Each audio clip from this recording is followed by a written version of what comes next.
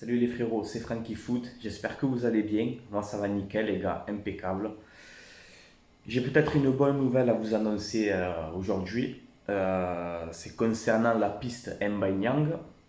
Donc André Villas-Boas l'a appelé au téléphone. Voilà, il a contacté lui-même Mbanyang. Et voilà, il aurait fait part de sa volonté de le recruter cet été et tout ça. Et il aurait expliqué justement dans quel système de jeu il voudrait l'utiliser. Voilà. Comme vous le savez, André Villas-Boas, c'est un mec qui joue en 4-3-3. Donc voilà. Mais si l'arrivée d'Mbaye Niang viendra à se faire, il faudra changer de système. Parce que Niang n'aime pas jouer sur un côté. C'est même un abonné qui me l'avait dit, il avait raison. Niang n'aime pas jouer sur un côté. Il préfère jouer axial. Donc moi, comme j'avais dit dans une ancienne vidéo, je vous avais expliqué que si Niang vient, tu peux faire un 4-4-2 et associer Niang Benedetto. Voilà, parce que Benedetto, je ne sais pas si vous avez remarqué, mais cette saison, il était aussi beaucoup esselé. Beaucoup, beaucoup, beaucoup. Et il t'a mis quand même 11 buts, le mec. Tu vois. Donc c'était encourageant. Donc là, André Villas-Boas a appelé Mbaye Niang en lui disant, voilà, si tu viens à l'OM et tout, on passe en 4-4-2, je t'associe avec Benedetto, Payet à gauche, Thauvin à droite, et le milieu de terrain qui sûrement, à mon avis, serait Camara Rongier, je pense. Voilà. Donc c'est très bien. Franchement, c'est très bien. Ça prouve que Mbaye Niang est une piste sérieuse. De toute façon, moi je valide totalement cette piste, vous le savez.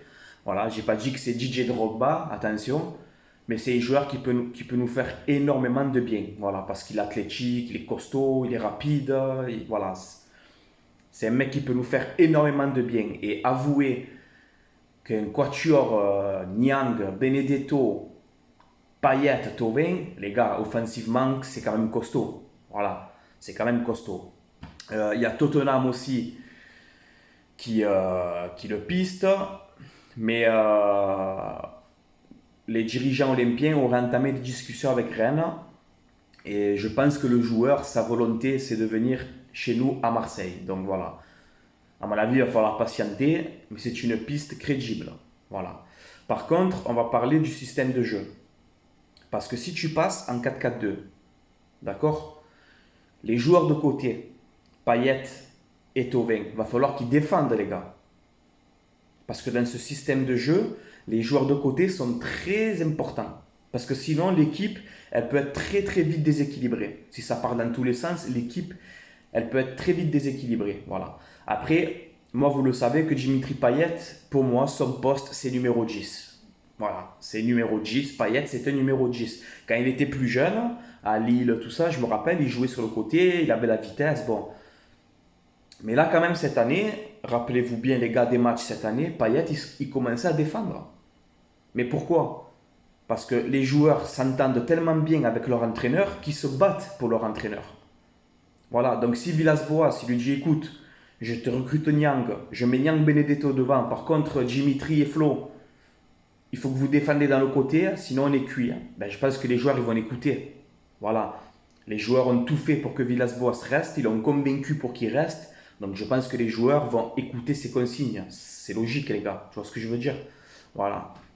Donc c'est très important de rappeler que dans ce système de jeu, le 4-4-2, c'est un système qui est très, très offensif parce que tu as des solutions de partout, mais il faut bien défendre. Voilà, c'est juste la règle, il faut bien défendre dans ce système. Si on arrive à trouver la paire défensive, on peut faire très mal. Moi je vous le dis les gars, on peut faire très très mal. Voilà. Donc dites-moi à votre avis en commentaire ce que vous en pensez. Moi franchement, pour conclure cette vidéo, Niang Benedetto, franchement, ça a de la gueule. Voilà, ça a de la gueule quand même. Ça peut être très intéressant. Avec un Thauvin en forme qui revient, un Dimitri Payet qui est là, qui, voilà, vous le savez, qu'on l'aime ou qu'on l'aime pas, c'est un mec qui peut nous débloquer des matchs à tout moment. Voilà, donc on peut avoir une belle paire offensivement. Voilà. Donc, on va dire que la piste Niang prend de l'ampleur. Voilà. Parce que là, c'est Villas-Boas qui l'a carrément téléphoné, les gars. Voilà, j'invente rien. Hein. J'invente rien. Hein. Donc, bon.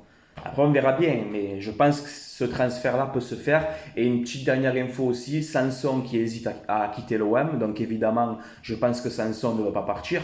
Voilà, mais s'il y a une grosse offre, il partira parce qu'on a un déficit.